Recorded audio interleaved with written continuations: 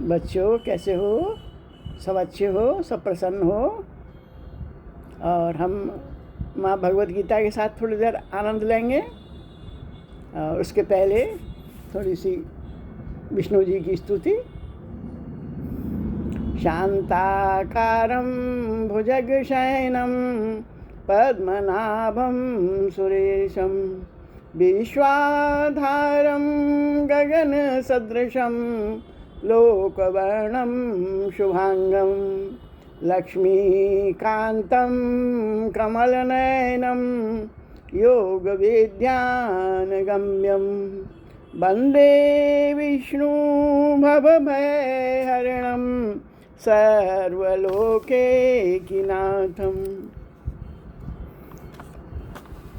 हमने यहाँ तक आनंद लिया था। माँ च व्योम विचारेण भक्ति योगेन सेवते सगुणास्न मतित्येतान्ध्र भूयाय कल्पते। जो मनुष्य अभिविचारी भक्ति योग के द्वारा मेरा सेवन करता है वह इन गुणों का अतिक्रमण करके ब्रह्म प्राप्ति का प्राप्त हो जाता है। अब हम अपना 21वां एपिसोड बना रहे हैं माँ भगवत गीता का। भक्ति से साधक जो भी चाहता है उसी की प्राप्ति हो जाती है। जो साधक मुख्य रूप से ब्रह्म की प्राप्ति अर्थात मुक्ति तत्वज्ञान चाहता है उससे भक्ति से ब्रह्म की प्राप्ति हो जाती है, क्योंकि ब्रह्म की प्रतिष्ठा भगवान ही है। गीता 14वां अध्याय 27वां श्लोक। ब्रह्म समग्र भगवान का ही एक अंग स्वरूप है। गीता 7:29-30 श्लोक 7वें अध्याय का। 13वें अध्याय के 10वें श्लोक में भी भक्ति को ज्ञान प्राप्ति का साधन बताया गया है। सगुण भगवान भी गुणों के आश्रित नहीं हैं, परंतु गुण उनके आश्रित हैं। जो सत्व रज तम गुणों के वश में है उसका नाम सगुण नहीं है, परंतु जिसमें असीम ऐश्वर्य, माधुर्य, सौंदर्य, औदार्य, करुणा आदि अनंत दिव्य गुण नित्य विद्यमान रहते हैं उसका नाम सगुण है। भगवान के द्वारा सात्विक, राजस अथवा तामस क्रियाएं तो हो सकती हैं पर भी उन गुणों के वश में नहीं होते। भगवान की तरफ चलने से भगवान की तरफ चलने से भक्त स्वतः और सुगमता से गुणातीत हो जाता है। इतना ही नहीं, उसे भगवान के समग्र रूप का भी ज्ञान हो जाता है और प्रेम भी प्राप्त हो जाता है। ब्रह्मणो हि प्रतिष्ठा ममर्तस्याभ्यस्य च शाश्वतस्य च धर्मस्य सुखस्य कांतिकस्य च। क्योंकि ब्रह्म का और अविनाशी अमृत का तथा शाश्वत धर्म और एकांतिक सुख का आश्रय मैं ही हूँ। यहाँ भगवान के एकांत सुख का आश्रय मैं हूँ इसका अर्थ बताते हैं। यह सगुण निराकार की तथा ध्यान योग की बात है। तात्पर्य यह हुआ कि मेरी सगुण साकार की उपासना करने से, मेरा आश्रय लेने से भक्त को ज्ञान योग, कर्म योग और ध्यान योग तीनों की सिद्धि हो जाती है। कारण कि समग्र भगवान के एक अंश में ही सब कुछ विद्यमान है। गीता 10वां अध्याय 42वां श्लोक। भगवान ज्ञान योग, कर्म योग, भक्ति योग आदि सबकी प्रतिष्ठाएं, सबके आश्रय स्थल है। ऊर्ध्वमूलं मदं शाखं अश्वस्थ प्राहुर्मव्ययं छन्दांसि यस्य प्राणानि यस्तं वेद स वेदवित्।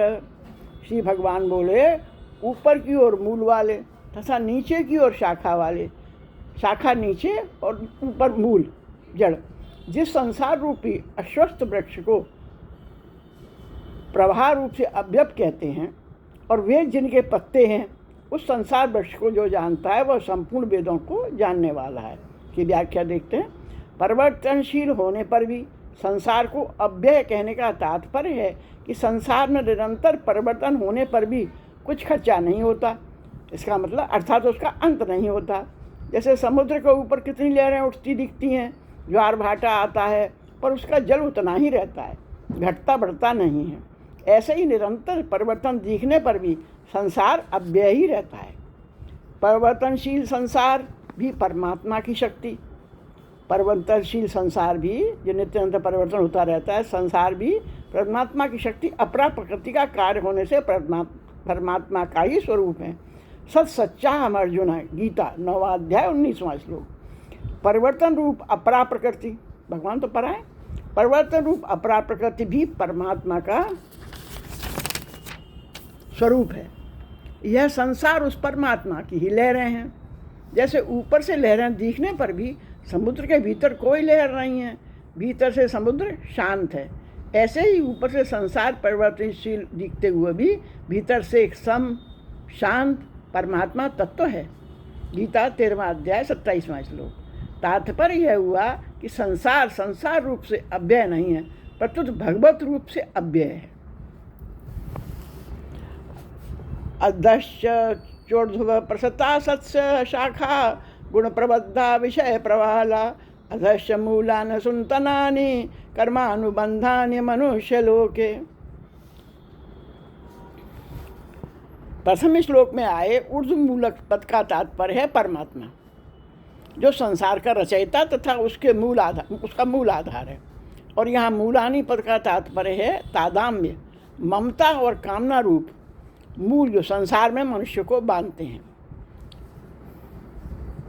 साधक को इन मूलों का तो छेदन करना है और ऊर्ध्व मूल परमात्मा का आश्रय लेना है। न रूपमस्येह ततोपलभ्यते नातो न 4 दिन समय प्रतिष्ठा अश्वत्थमेनं सुविरूढ़मूल मसंग शस्त्रेण दृढ़ेण छित्त्वा। भगवान आदि में भी हैं, अंत में भी हैं। कितनी प्यारी बात है, भगवान आदि में भी है, अंत में भी और मध्य में भी हैं। गीता 10वां अध्याय 20 और 32वां श्लोक। परंतु संसार न आदि में है, न अंत में है और न मध्य में ही है, अर्थात संसार की सत्ता ही नहीं है। नासतो विद्यते भाव, गीता 2वां अध्याय 16वां श्लोक। अतः भगवान के सिवाय कुछ भी नहीं है। इस श्लोक में आए छित्त्वा पद का तात्पर्य काटना अथवा नाश या अभाव करना नहीं है, परंतु संबंध विच्छेद करना है। कारण कि यह संसार वृक्ष भगवान की अपरा प्रकृति होने से अव्यय है। भगवान परा है, अपरा प्रकृति होने से अव्यय है, ये खत्म नहीं होता कभी। संसार राग के कारण ही दिखता है। जिस वस्तु में राग होता है उसी वस्तु की स्वतंत्र सत्ता और महत्ता दिखने लगती है। यदि राग न रहे तो नेत्रों से संसार की सत्ता दिखते हुए भी महत्ता नहीं रहती।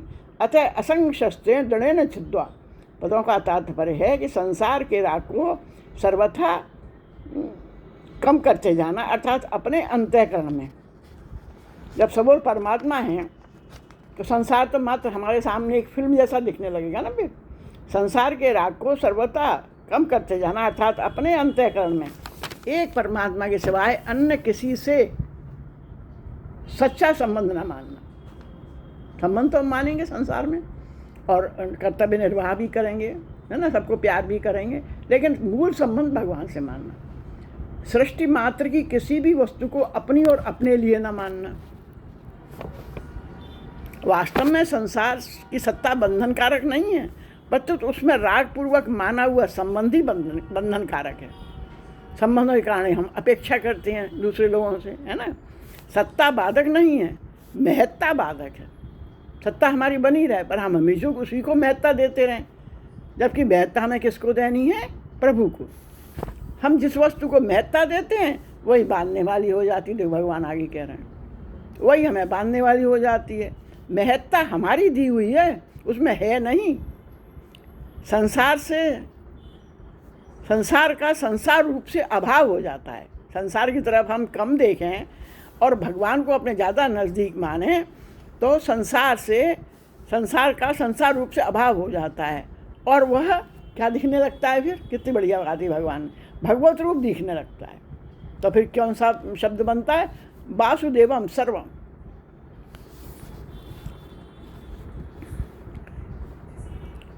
वो जो जैसा है वह प्रभु का एक अनोखा रूप है, ये दृष्टि हो जाए।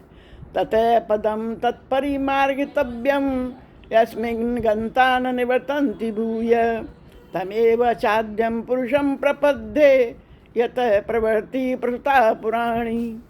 उसके बाद उस परमपद परमात्मा की खोज करनी चाहिए, जिसको प्राप्त हुए मनुष्य फिर लौटकर संसार के आवागमन में नहीं आते, और जिससे अनादिकाल से चली आने वाली यह सृष्टि विस्तार को प्राप्त हुई है। उस आदि हमें ये सोचना चाहिए अपने मन में, अनादिकाल से जो सृष्टि चली आ रही है, इस विस्तार पा रही है, उस आदि पुरुष परमात्मा के ही मैं शरण में हूँ। वो हमसे दूर नहीं है, मैं उससे दूर नहीं हूँ। संसार नित्य निवृत्त है, इसीलिए उसका त्याग होता है। असंग शस्त्र दृढ़ चित्वा, और परमात्मा नित्य प्राप्त है, इसीलिए उनकी खोज होती है। अतः तत्परिमागतव्यम, निर्माण और खोज दोनों में बहुत अंतर है। अब भगवान समझा रहे हैं, निर्माण और खोज दोनों में बहुत अंतर है। निर्माण उस वस्तु का होता है जिसका पहले से अभाव है, और खोज उस वस्तु की होती है जो पहले से ही विद्यमान है। परमात्मा हमें नित्य प्राप्त और स्वतः सिद्ध है, इसीलिए उनकी खोज होती है, निर्माण नहीं होता। जब साधक परमात्मा की सत्ता को स्वीकार करता है तब खोज होती है। खोज करने के दो प्रकार हैं, एक तो कंठी कहीं रखकर भूल जाएं, तो हम जगह जगह उसकी खोज करते हैं, और दूसरा कंठी गले में ही हो पर दिखने से वह वहम हो जाए कि कंठी खो गई, तो हम उसकी खोज करते हैं। परमात्मा गले में पड़ी कंठी की खोज के समान है। तात्पर्य है कि वास्तव में परमात्मा खोए नहीं है, पर संसार की ओर दृष्टि हमेशा उसी की ओर सन्मुखता हमारी रहने से हमारी दृष्टि परमात्मा की ओर नहीं जाती। उधर दृष्टि न जाना ही उसका खोना है। परमात्मा कभी अप्राप्त हुए ही नहीं, अप्राप्त है ही नहीं, अप्राप्त हो सकते ही नहीं। उनकी अप्राप्ति नहीं हुई है, परंतु तो विस्मृति हो गई है, भूल गए हैं हम, उनसे विमुक्ता हुई है, उनकी अप्राप्ति का वहम हुआ है हमको। परमात्मा भगवान आगे बताते हैं, परमात्मा की खोज करने का उपाय है अप्राप्त संसार से चलचित्र की तरह उसको जानना, क्योंकि जीवन है तो हम संसार में रह रहे हैं, तो संसार के लोगों से हमारा सरोकार भी है, हमारी मित्रता भी है, हमारा संग भी है। तो हमें करना क्या है कि अप्राप्त संसार की आसक्ति का त्याग करना, उसे धीरे धीरे अस्वीकार करना। अतः संसार के त्याग में जैसे जैसे हम अपने आप को एकात्मता में आते जाएंगे, वैसे वैसे ही हमारी परमात्मा की खोज तेजी से बढ़ने लगेगी। इसमें वो दिया है श्लोक, अतत्य जंतो मर्यन्ति संत। संसार होने पर, संसार को फिल्म की तरह होने पर साधक मुक्त हो जाता है। मुक्त होने पर संसार की वासना, मैंने हमें संसार से हमेशा कुछ न कुछ मिलता रहे, हम प्राप्त करते रहें, तो उसके लिए हम क्या करते हैं, संसार से प्रेम करते हैं। तो संसार से तो आप प्रेम करें, पर प्रेम की भूख नहीं मिटती हमारी, कितना ही मिल जाए हमको संतोष नहीं होता। ब्रह्मसूत्र में आया है, मुक्तो सप्यपदेशात, उस प्रेम स्वरूप भगवान को मुक्त पुरुषों के लिए भी प्राप्तव्य बताया गया है। तात्पर्य है कि स्वरूप जिनका अंश है, उस अंशी परमात्मा के प्रेम की प्राप्ति में ही मानव जीवन की पूर्णता है। निर्माण मोहाजित संग दोषा अध्यात्म नित्या विनिमित्र काम द्वंद्वे विमुक्ता सुख दुःख सज्ञे कंक्षत्य मूढ़ा पदव्यम तत। जो अपनी दृष्टि से मान और मोह से रहित हो गए हैं, जिन्होंने आसक्ति से होने वाले दोषों को जीत लिया है। आसक्ति से ही तो सारे दोष होते हैं, है ना। हम थोड़ा दे के ज़्यादा पाना चाहते हैं, सारे संसार से हमारी आशाएं लगी रहती हैं किसी न किसी रूप में। तो वो भगवान कह रहे हैं कि होने वाले दोषों को जीत लिया है, और जो निरंतर परमात्मा है में ही लगे हुए हैं, जो संपूर्ण कामनाओं से तृप्त हो गए हैं, जो सुख दुख नाम वाले द्वंद्वों से मुक्त हो गए हैं, ऐसी ऊंची स्थिति वाले साधक भक्त उस अविनाशी परमात्मा परम पद को प्राप्त होते हैं। व्याख्या।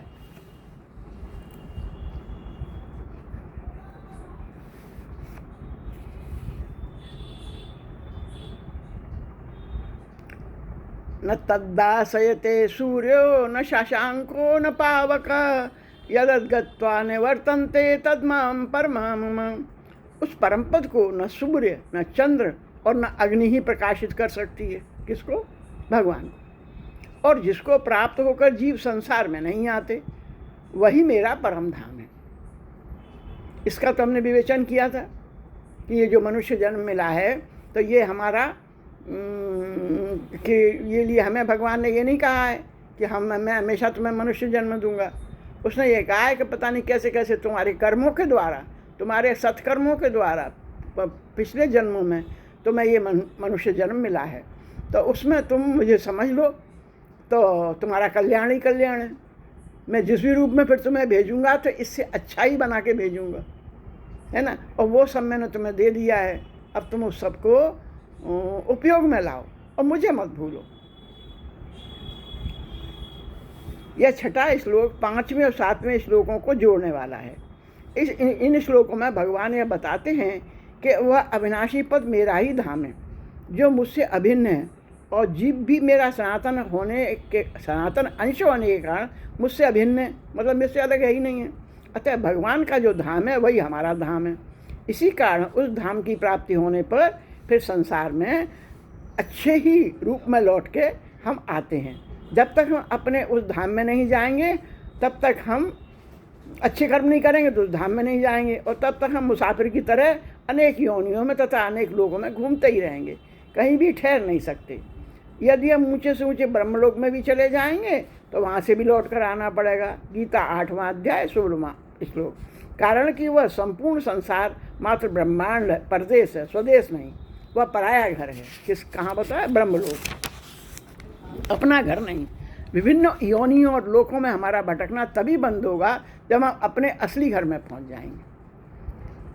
परम पद को न तो आदि भौतिक प्रकाश सूर्य चंद्र आदि प्रकाशित कर सकता है भगवान के पद को, न आदि दैविक प्रकाश नेत्र मन बुद्धि वाणी आदि प्रकाशित कर सकते हैं। कारण है कि यह स्वयं प्रकाश है, इसमें प्रकाशक का भेद नहीं है। ममेवांशो जीवलोके जीवभूत सनातन मम षष्ठानींद्रियाणि प्रकस्थानि कर्षति। इस संसार में जीव बना हुआ आत्मा स्वयं मेरा ही सनातन अंश है। भगवान फिर देखो हमसे प्यार से बोल रहे हैं।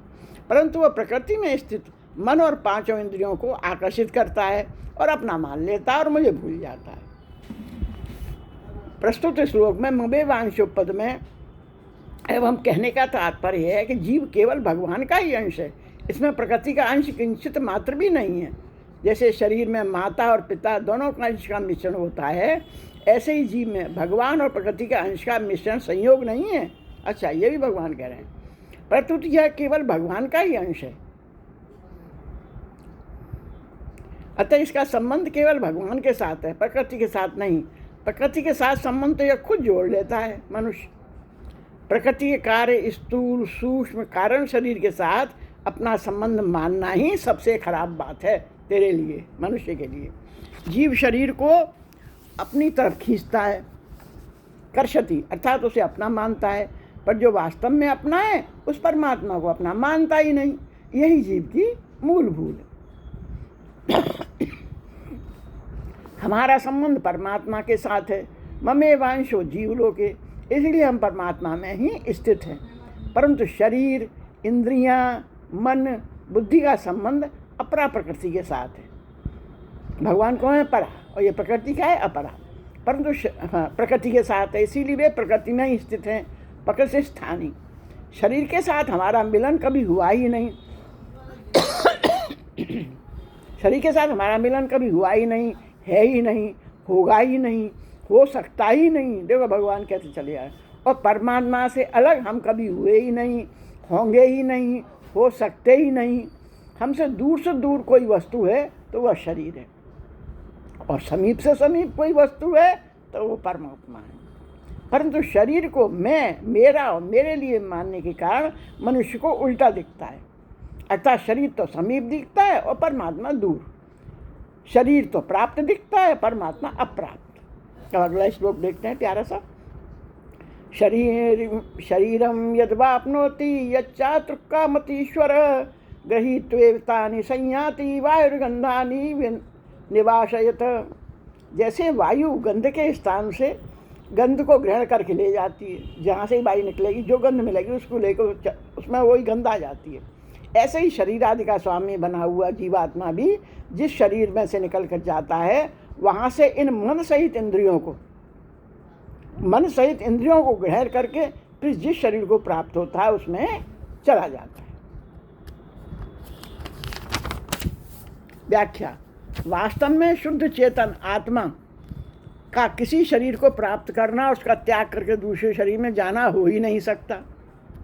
अच्छा, वास्तव में शुद्ध चेतन आत्मा का, क्योंकि आत्मा अचल और समान रूप से सर्वत्र व्याप्त है। गीता दूसरे अध्याय में 17वां 24वां श्लोक। शरीरों का ग्रहण और त्याग परिच्छिन्न एक देशी तत्व के द्वारा होना ही संभव है, जबकि आत्मा कभी किसी भी देश काल आदि में परिच्छिन्न नहीं हो सकती।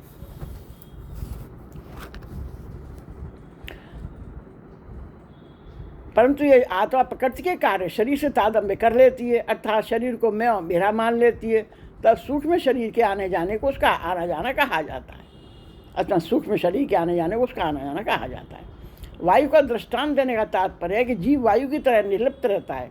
शरीर से लिप्त होने पर भी वास्तव में इसकी निर्लिप्तता ज्यों की त्यों रहती है। शरीरोस्ति कौन्ते न करोति न लिप्यते। गीता 13वां अध्याय 31वां श्लोक। श्रोतं चक्षुष्पर्णं च रसनं घ्राणमेव च अधिष्ठाय मनश्चायं विषयानुपसेवते।